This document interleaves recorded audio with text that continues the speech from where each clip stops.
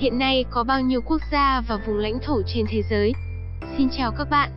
Một quốc gia là một chủ thể của luật quốc tế, có chủ quyền hoàn toàn, phải đáp ứng được những tiêu chuẩn sau: lãnh thổ xác định, chính phủ và khả năng tham gia vào các quan hệ quốc tế, dân số ổn định.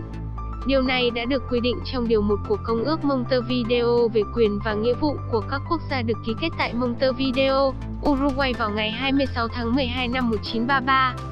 Trên thế giới hiện nay, có một số quốc gia tự nhận là độc lập nhưng một là được công nhận, nhưng chính phủ không có đủ quyền hạn hoặc là không được quốc tế công nhận là thực thể chính trị. Nếu tính cả những quốc gia này thì hiện nay trên thế giới có tất cả 204 quốc gia. Trong đó gồm có 193 quốc gia được công nhận là thành viên chính thức của Liên Hiệp Quốc. 2 quốc gia là quan sát viên tại Liên Hiệp Quốc. Thành Vatican, Palestine. Nhà nước Palestine không được nhiều quốc gia khác trên thế giới công nhận. 2 quốc gia được nhiều nước công nhận và độc lập trên thực tế. Đài Loan có 19 quốc gia thành viên Liên Hiệp Quốc và Thành Vatican vẫn duy trì quan hệ chính thức. Kosovo 111 trên 193 thành viên Liên Hiệp Quốc, 24 trên 28 thành viên NATO, 23 trên 28 thành viên Liên minh châu Âu, 35 trên 61 thành viên Tổ chức Hợp tác Hồi giáo công nhận. Một quốc gia không độc lập trên thực tế nhưng được nhiều nước công nhận là Tây Sahara. Liên minh châu Phi và ít nhất 41 quốc gia công nhận đây là lãnh thổ có chủ quyền nhưng đang bị chiếm đóng. 6 quốc gia tuyên bố độc lập nhưng không được công nhận: Abkhazia, chỉ Nga, Nauru, Tuvalu, Nicaragua, Venezuela, Vanuatu công nhận. Bắc Síp, chỉ Thổ Nhĩ Kỳ công nhận. Nam Ossetia, chỉ Nga, Nauru, Nicaragua, Venezuela công nhận. Somaliland, Transnistria và Nagorno-Karabakh chưa một quốc gia hay tổ chức quốc tế nào công nhận. Tóm lại, hiện nay trên thế giới có 7 châu lục gồm Bắc Mỹ, Nam Cực, châu Âu, châu Á, châu Phi và châu Đại Dương. Trong đó, châu Á bao gồm 50 quốc gia, châu Phi có 54 quốc gia, châu Nam Mỹ có 12 quốc gia, châu Bắc Mỹ có 23 quốc gia, châu Âu có 51 quốc gia, châu Úc có 14 quốc gia.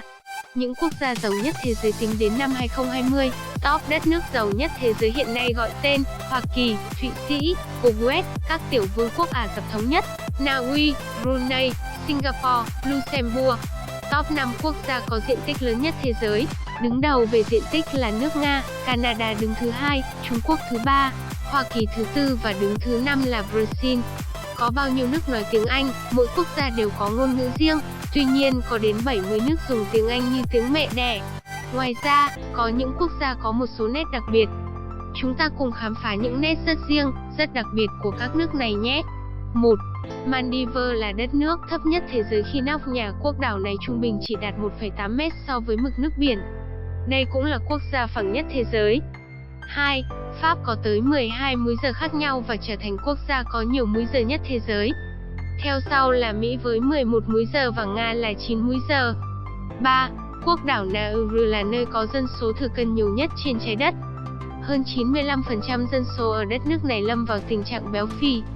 Nguyên nhân là do người dân tiêu thụ quá nhiều thức ăn nhanh du nhập từ phương Tây vào hồi thế kỷ 20. 4. Đảo Guam, một hải đảo nằm ở miền Tây Thái Bình Dương không có cát tự nhiên nhưng đổi lại có rất nhiều san hô.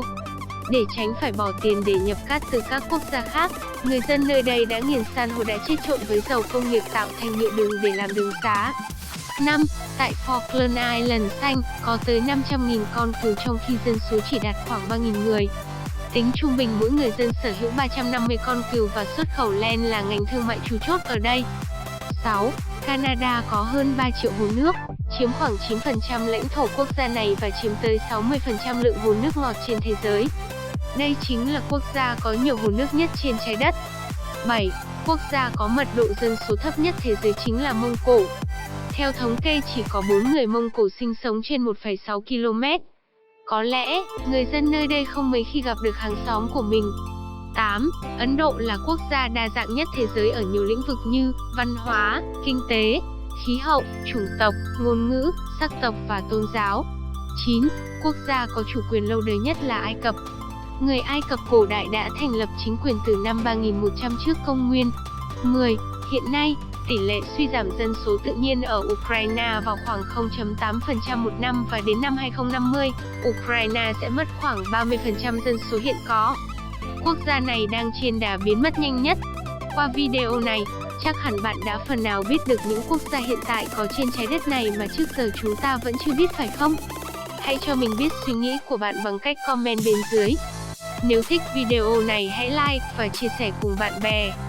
Đừng quên subscribe kênh để theo dõi những video tuyệt vời nhất nhé. Xin chào và hẹn gặp lại!